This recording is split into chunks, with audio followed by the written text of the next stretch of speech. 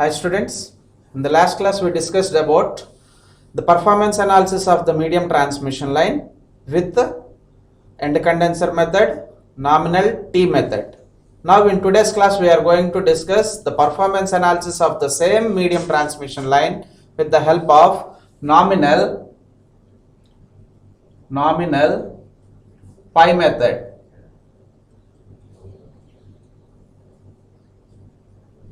Nominal pi method. So the name itself says that it is a pi method where the transmission line is mathematically modeled with series impedance and shunt admittance. That series impedance, all of us know that its value is equal to Z, which is equal to R plus J XL, where XL is expanded as R plus J omega L ohms. Whereas shunt admittance Y is equal to 0 plus J BC. BC value is 1 by XC. 1 by XC can be written as omega C. So Y is equal to 0 plus J omega C. It is the mho value. Right now in this pi method, as per our discussion, the series impedance will be represented as a series element without any splitting parameter. Whereas the shunt branch called as capacitance, it is divided into two equal parts, and those equal parts of the capacitances are placed on either sides of the transmission line. If we represent with the electrical circuit diagram, it consists of like this, a series elements called as the resistance R and the entire inductive reactance plus JXL, okay, representing in the pi network like this. These are the terminals of the transmission line, whose voltage is Vs, injected at the sending end side with the current of Is cos phi s, and this is the impedance Z. So half of the capacitance was placed at the sending end side and the remaining half of the capacitance is placed on receiving end side. These are the terminals on receiving end side with a voltage of VR giving to the load, delivering a current of IR, whose nature of the load is having a power factor of cos phi r with lagging. And this is node P and this is node Q. So this is node P and this is node Q. Okay, and the capacitance is made into half of the values, so that this we can call it as C by 2, where we can represent the entire admittance as half of its value, Y by 2, because as I told you, on each side the capacitor will be halved, so that the admittance, if you check it, the admittance value will be Y by 2, which is equal to 0 plus J omega C by 2. This is mho value.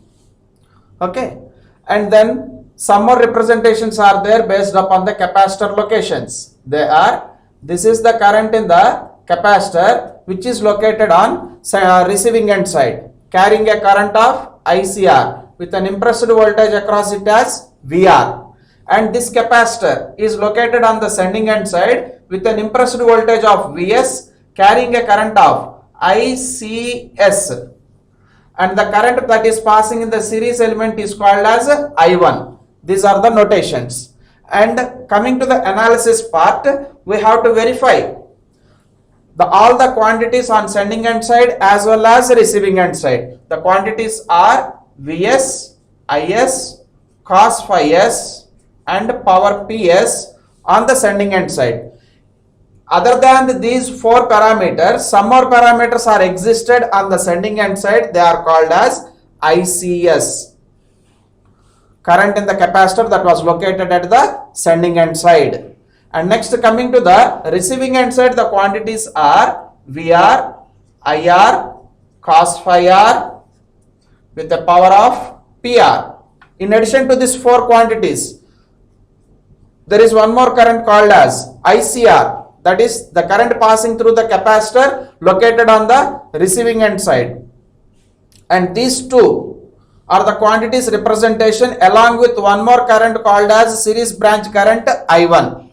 We have to find out all these quantities. So in order to start our analysis, we have to go for the reference. The reference is always the VR, receiving end voltage VR. Previously also for end condenser method as well as nominal T method, we took this VR as a reference. Here also VR is taken as a reference, and the power PR is a known quantity which is to be transmitted against this transmission line, and the nature of the load is also known. What I mean to say is VR is known, cos phi r is known for us, PR is also known for us. With these known quantities of these PR, VR, cos phi r, our first step is the same, to find out the current IR. So the current IR is equal to PR by root 3 VRL cos phi r. This is the current in the receiving end side, line value. As we are assuming star connection, the line is equal to phase. Thereby for a three phase power, this is the way how to calculate the receiving end current. Let it be equation 1. If it is a single phase, then the same current can be taken as IR, which is equal to PR by VR cos phi r. Okay, where PR is the single phase power, VR is the phase voltage, and cos phi r is the power factor of the load. Like this we can calculate the current magnitude. Then we can represent the current IR in a phasor notation, which is having its own magnitude as per the defined formula, and nature of the load is assumed to be lagging load. Thereby I can consider this angle as minus phi r, which will be helpful for further calculation. Okay, so next, taking this IR as a reference, as this is IR, now we got this value. Calculate ICR also, so that I can apply KCL at this node Q. So let me calculate ICR. So if you check the ICR current phasor, which is equal to ICR is equal to the voltage impressed for that capacitor VR divided by the ohmic value of that capacitance, that is minus j XC, that is located on receiving end side, minus j XC R. We can write the same thing as VR is taken as reference. Rationalize both of the j value so that numerator and denominator is multiplied with j. Then it becomes plus j. Okay, VR, which was taken as a reference in our calculation, j into j square value is minus 1, minus of minus plus. So 1 by x is called as susceptance B, where here the susceptance is calculated for half of the capacitance value. That is why we will get this value as j VR y by 2. Okay, this is the amount of the current that is passing through capacitor. Then we can write the same capacitor current ICR in the phasor notation as it is having a magnitude of VR y by 2, which makes an angle of 90 degrees plus 90, being a leading current in the capacitor against a voltage of VR. After getting this ICR and IR, I will apply KCL. So on applying KCL at node Q, we can write this I1 current as phasor current I1 is equal to the phasor sum of the receiving end current and ICR capacitor current that is on the receiving end side. Then the magnitude of this I1 passing through the entire line called as series impedance element, which is equal to IR making an angle of minus phi r plus ICR making an angle of 90 degrees. Then adding these two, we get this I1 as IR cos phi r minus j IR sin phi r, this is to be added with 0 plus j ICR. Then you can get the magnitude of the current in the series element as its own magnitude I1, which makes an angle of certain angle called as phi 1. Let it be this as I1 current passing through series impedance. Once if the current across this series impedance is known for us, then we can apply a KVL. On applying KVL, we can estimate the voltage on the sending end side called Vs. So our next step is to apply the KVL. So on applying the KVL, then the Vs voltage is written as, Vs is a voltage which is equal to sending end side voltage equal to the known receiving end voltage taken as reference should be added to the drop in the transmission line called as I1 into R plus J XL. Okay. So with this calculation, we get this Vs as Vs is equal to certain magnitude of voltage called Vs, which is the phasor sum of VR and the drop in the impedance. So that gives us the magnitude of Vs, makes an angle of phi 2. Okay. So this is about the voltage phasor Vs. Once if known voltage is there Vs, which is applied across the capacitor on the sending end side, if you check it. Previously for this capacitor the voltage getting is VR, but now for this capacitor the voltage applied is of Vs. With the help of this Vs and Y by 2, we can estimate the current called ICS. Therefore our next step is to calculate ICS, which is again a phasor, which is equal to plus J applied voltage to that capacitor on the sending end side Vs into admittance of that branch called Y by 2. So plus J Vs Y by 2. This is the magnitude of the current ICS. So we got the branch current called ICS. Previously we got the value of I1. Now apply KCL at this node P. So applying KCL at the node P, we get the current called, IS. What is IS? The phasor sum is equal to the phasor current on the sending end side IS is equal to the phasor sum of I1 and current in the capacitor on the sending end side I1 plus ICS.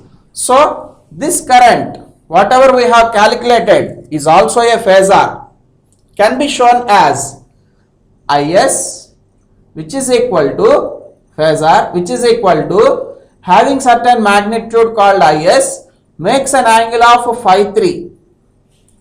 This is about the sending end current.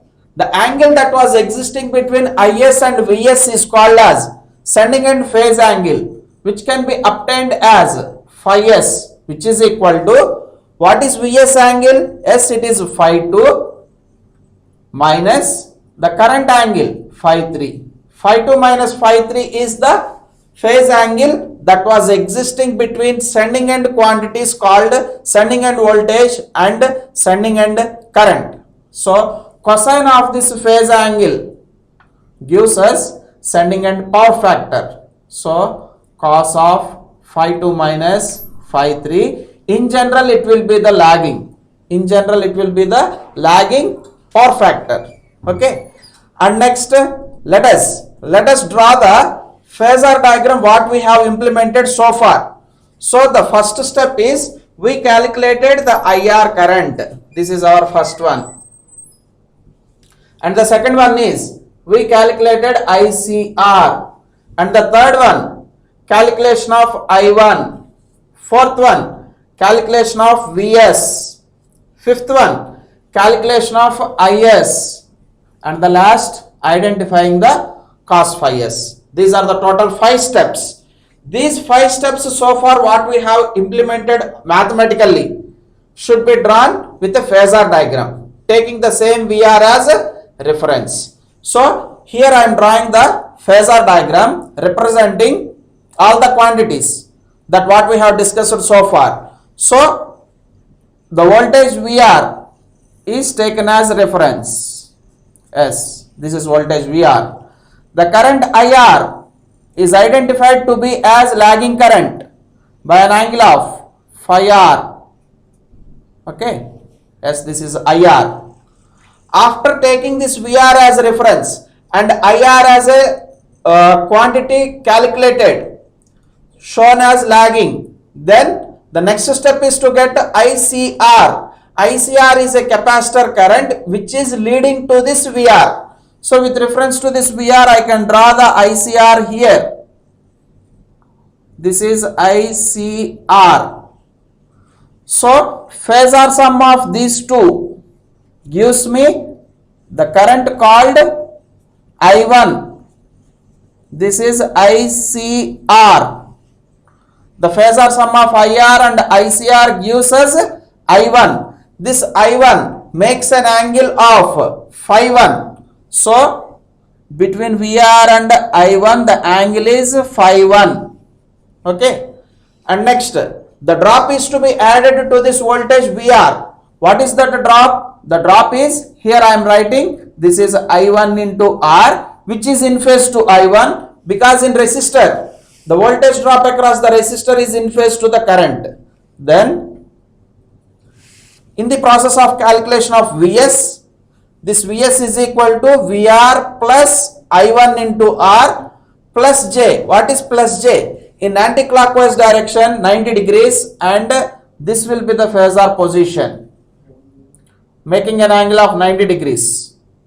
Okay, and the magnitude of that voltage drop is I1 into XL. If I draw the dotted line forming a right angle triangle, then the dotted line gives me the I1 into Z. I1 into Z.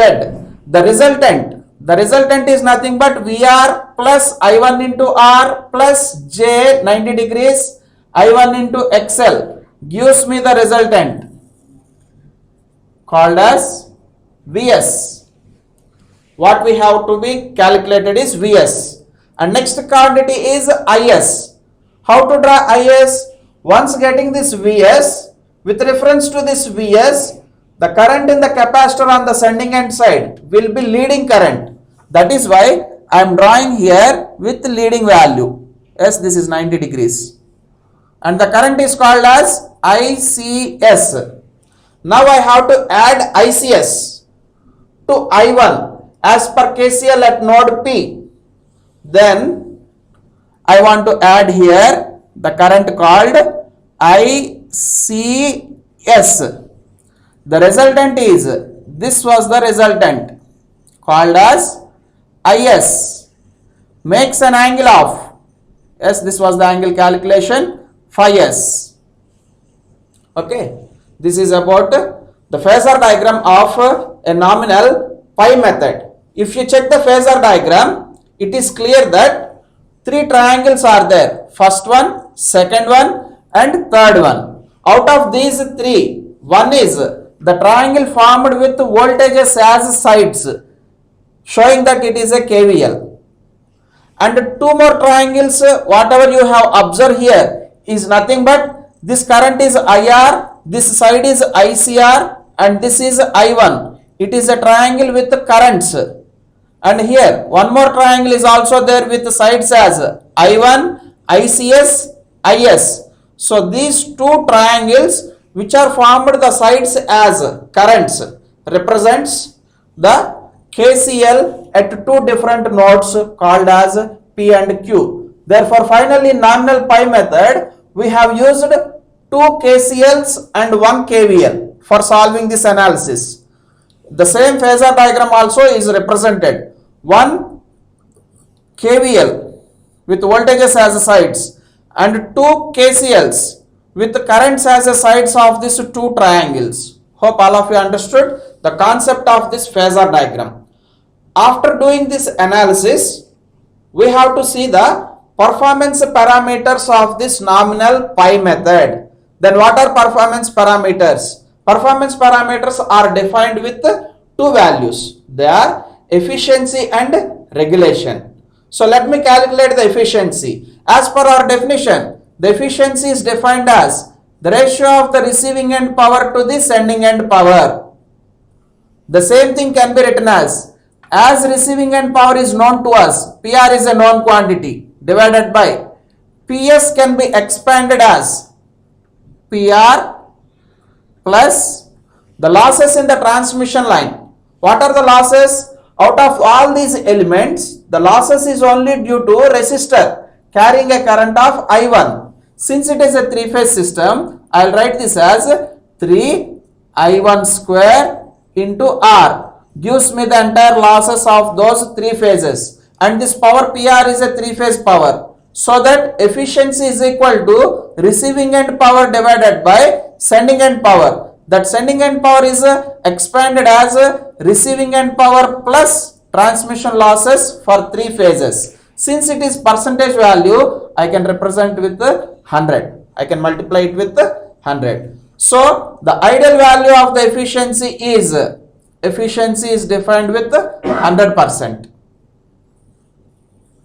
The ideal value of the efficiency is identified with 100%, and we adopted our methodologies like selecting a proper conducting material which is having less resistance, gives us the less amount of losses, which increases the magnitudes of the efficiency and transmits the power effectively. Okay, and the second performance parameter is regulation, percentage regulation in terms of voltage. In other words, I can call this as voltage regulation. The formula for this voltage regulation is percentage regulation is equal to VR naught minus VR by VR. Now here actual case study arises. What is VR naught and VR? VR is the full load voltage applicable in the circuit whenever the transmission line is fully loaded. Whenever this transmission line is fully loaded, it has to deliver a current of IR by injecting a current of IS with the full amount of the voltage drops and leading currents available in the circuit. At that condition, these two terminals are supposed to have a voltage of VR called as full load voltage. Whereas the next voltage is VR naught to calculate the regulation. What is this VR naught? VR naught is no load voltage. No load voltage. Then I have to draw the circuit diagram. As per our circuit diagram, I can estimate this value of VR naught. Right now here the circuit diagram is there. So IR is equal to 0. If I say that the receiving end current is 0 because of operation at no load or open circuit, under that condition the voltage is called as VR naught. Okay. So what is the case study now? Since it was open circuit branches, no need to bother about this branch, this circuit and this branch. Then what are the remaining elements left over? The circuit can be redrawn. I am showing here as a parallel circuit having capacitor and series elements of R, L and C. So I am drawing for convenient purpose here. This is the capacitor on the sending end side, and that was parallel to resistor, inductor and one more capacitor which is available on the receiving end side. This was impressed with a voltage of Vs. Okay, and this is the capacitance Y by 2 on sending end side, and this is entire resistance R. This is entire inductor reactance plus J XL. And now the case study here arises. As these two are ohmic values, this capacitor should also be represented in ohmic value. But our capacitance previously we have identified here as Siemens, that is called mho, MHO, mho value. Now I have to convert that mho value to ohmic. Then let us calculate the calculation. See, the capacitance is C by 2. Because of this capacitance, the reactance is formed called XC, which is equal to 1 by 2 pi F C by 2. That is 2 by 2 pi F C. So 1 by 2 pi F C is called as XC. Then I can write this half capacitance value as 2XC. I can write that value as 2XC. Then the value here what we get is minus J2XC. Okay. And the voltage available across this capacitor alone is called as no load voltage. I mean to say that the voltage across this capacitor is VR0, which is to be calculated. Okay. Then let us go for the formula for that VR0. As we know that these three elements are connected in series with a total voltage of Vs, then we can apply voltage division rule. As per voltage division rule, the voltage across the no load circuit can be identified as VR0, which is equal to full voltage applied for that series branch as Vs multiplied by its ohmic value minus J2XC divided by square root of entire ohms of that series branch called as R square plus XL square plus minus 2XC whole square. This is the magnitude of the impedance of that entire series branch. Thereby, using this formula, we will get VR0. Once getting this VR0, we can estimate the percentage regulation as percentage regulation is equal to calculated VR0 minus full load voltage VR by VR into 100. And the ideal value of the regulation should be equal to 0%. Okay. So hope all of you understood. And let us go for a summary part. What is this nominal pi method? The nominal pi method is represented with a single impedance as a lumped element, and the capacitance of the lumped element is divided into two portions as C by 2, C by 2, and next they are represented in admittance form as Y by 2 and Y by 2. The currents are called as ICR and ICS. The analysis is done in a sequence wise. The sequence wise of the analysis is we calculated IR followed by ICR followed by I1, applying KVL followed by VS. Finally we got ICS. Adding up of this I1 and ICS we got IS. Angle existing between VS and IS is called as cos phi is. With the help of all those electrical quantities, we calculated efficiency. The efficiency is this value.